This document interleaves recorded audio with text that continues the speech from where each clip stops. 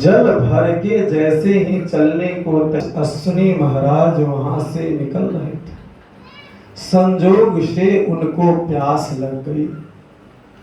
सुकन्या से बोली, सुकन्या से बोला कि ए देवी मुझे जल पिला दो। सुकन्या ने कही कि बाबा मैं जल नहीं पिला सकता हूँ आपको, मैं एक ऋषि को जो है सेवा करते हो और वह नेत्रहीन है। वेदराज अश्विनी ने बताया कि मैं तुझे एक व्रत बताऊंगा और मैं अपना चिकित्सक करूंगा, उससे तुम्हारे पतिदेव ठीक हो जाएंगे, पुनः नेत्र आ जाएगा और उन्हीं से तुम विवाह भी कर लेना।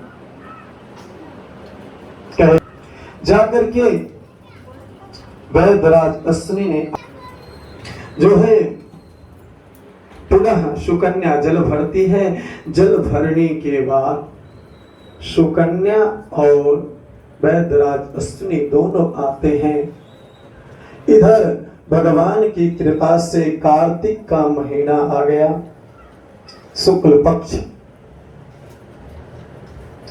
वैद्यराज अश्विनी ने कहा कि देखो अभी सूर्य भगवान तुला राशि पर हैं। वैद्यराज अश्विनी के कहने पर सुकन्या ने सर्वप्रथम अपने च्यवन ऋषि एकदम हृष्ट पुष्ट और नौजवान बन गए, नेत्र भी पुनः आ गया। इस तरीके से च्यवन मुनि के साथ उसका विवाह भी हो गया।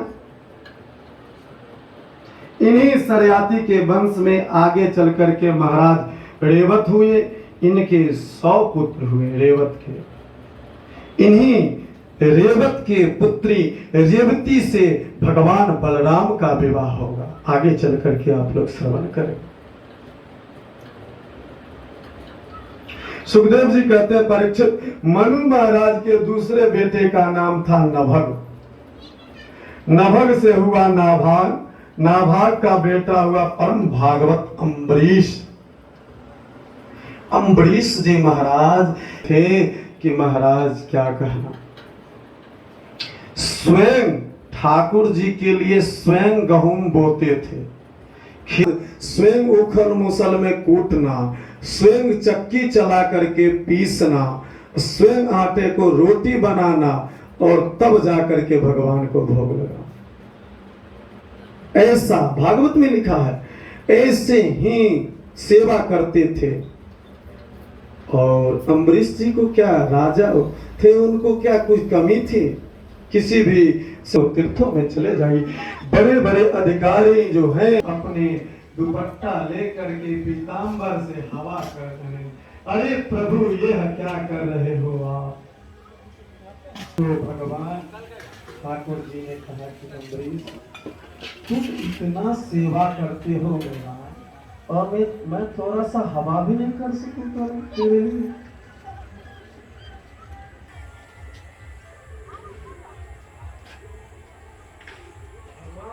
सुदर्शन चक्र दे करके चले गए।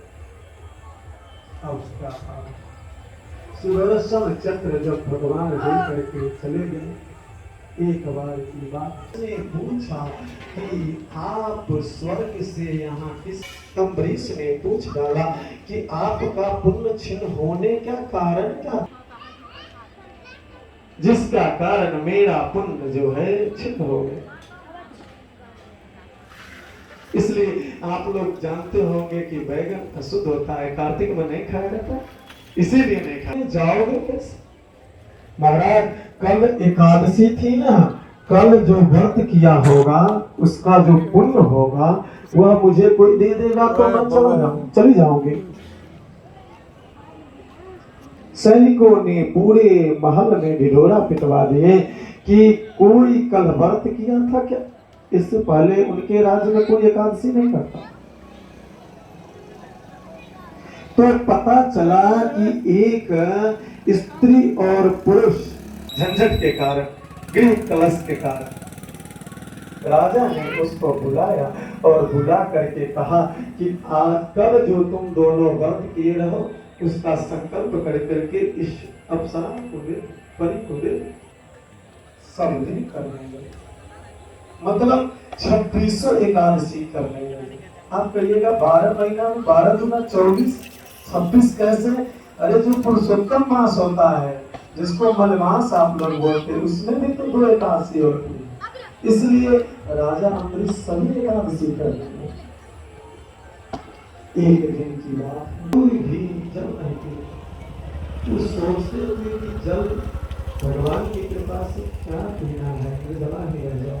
और अपने राशन में भी बता दिए कि भंडार से फल ले जाएं और सब लोग एकादशी कर सकते हैं। नहीं जिसके पास है, मेरे भंडार से फल ले जाकर के सब लोग एकादशी करो। भगवान की कृपा से सब लोग एकादशी करने लगे। एक बार विचार करने लगे, तो राजा अम्बरीश स्वर्ग और एकादशी व्रत होता है वहां उनके राज्य में, कि कहने की बात ही नहीं। दुर्वासा ऋषि कहे कि मैं अभी इनका एकादशी व्रत तोड़ता हूं। एकादशी की तिथि में सुबह आपके यहाँ प्रसाद ग्रहण करूंगा। इस प्रकार से कह दुर्वासा ऋषि जान रहे थे कि आज द्वादशी के बाद त्रयोदशी लग करने में लेट कर दिया। अब तो द्वादशी मात्र 1 मिनट बचा है, अभी तक तो द्वादशी का पारण होगा।